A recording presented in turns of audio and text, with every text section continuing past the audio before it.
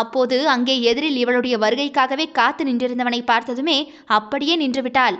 அவளது நெஞ்சுக்குழிக்குள்ளாக சட்டென்று ஒரு பயப்பந்து உருண்டு வந்து நின்றது. ஆனாலும் அதை காண்பித்துக் கொள்ளாமல் கெத்தாக நடந்து அவனை தாண்டி போக போனாள். அதற்குள் அவளது கைகளை பிடித்து இழுத்த அஸ்வினோ, நான் இங்க ஒருத்தன் நின்றுகிட்டு இருக்கேன், நீ என்ன பார்த்துட்டு பார்க்காத மாதிரி எவ்வளவு திமிரா போற? என்னடி அவ்வளவு ஏத்தமாகிருச்சா உனக்கு என்று கோபத்தில் கத்தினான். ஐயோ அஸ்வின், என்ன பண்றீங்க? நடு ரோட்ல வச்சு கையை பிடிச்சி இழுக்கிறீங்க.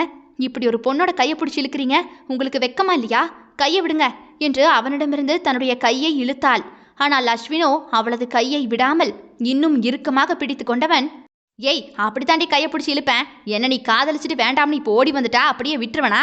அப்படியெல்லாம் ஒன்றும் உன்னை சும்மா விட முடியாது. உன்னை தூக்கிட்டு போய் உன் கழுத்தில் தாலியை கட்டுவேண்டி, அப்படியே உன் கூட குடும்பத்தையும் நடத்துவேன். இதை எவன் கேட்க வர்றான்னு நானும் பார்க்குறேன். இப்போவே என் கூட வா, நம்ம ஏற்காடு போவோம், அங்கே வச்சே கல்யாணத்தை பண்ணிப்போம், அங்கே வீடு எடுத்து வாழுவோம் வா என்று கத்தினான். சும்மா கத்தி பூச்சாண்டி காட்டி மிரட்டாதீங்க அஸ்வின்.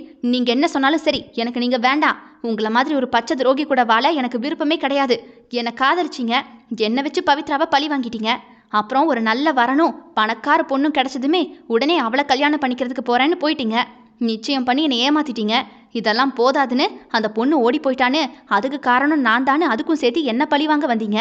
இப்போவும் காதலுக்காக வந்து கல்யாணத்தை பண்ணிக்க நீங்கள் விரும்பலை. இதுக்கு மேலே உங்களுக்கு பொண்ணு கிடைக்காது. யாரும் பொண்ணெல்லாம் தரமாட்டாங்கல்ல. நான் ஒரு இளிச்சவா இருக்கேன்ல, அதனால தான் என்னை ஏமாற்றி கல்யாணம் பண்ணிக்கிறதுக்காக வந்திருக்கீங்க. யாரை ஏமாத்த பார்க்குறீங்க? இப்போ மரியாதையை கையை விடலைன்னா கத்தி ஊரை கூப்பிட்டு உங்களுக்கு அடி வாங்கி தந்துடுவேன். ஓஹோ, உனக்கு அந்த அளவுக்கு தைரியமாகி போச்சா? எனக்கு அடி வாங்கி தர அளவுக்கு உனக்கு கொழுப்பாகிருச்சா? இந்த அழகும் வேலையும் இருக்குங்கிற தெனா விட்டு தானே இப்படிலாம் பேச வைக்குது. அந்த ரெண்டையும் இல்லாமாக்குறேன் பாரு. உன்னை அடித்து துவைச்சா கூட கேட்கறதுக்கு யாரும் கிடையாது. நீயே ஒரு அனாதை. அப்படி இருக்கும்போதே உனக்கு எவ்வளவு திமிரு பேச்சு!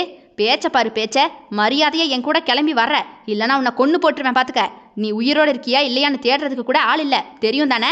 இங்கே பாரு, நீ எவ்வளவு கத்துனாலும் சரி, என்ன சொல்லி மிரட்டினாலும் சரி, என்னோட முடிவிலிருந்து நான் கண்டிப்பாக மாற மாட்டேன். நான் எடுத்த முடிவு எடுத்தது தான். நீ என் வாழ்க்கையில் வேண்டவே வேண்டாம். உனக்கும் எனக்கும் எந்த சம்மந்தமும் கிடையாது. நீ யாரோ நான் யாரோ. பொன்மணி மேகலை நானாகவா? கேட்க தவறாதீர்கள் மக்களே.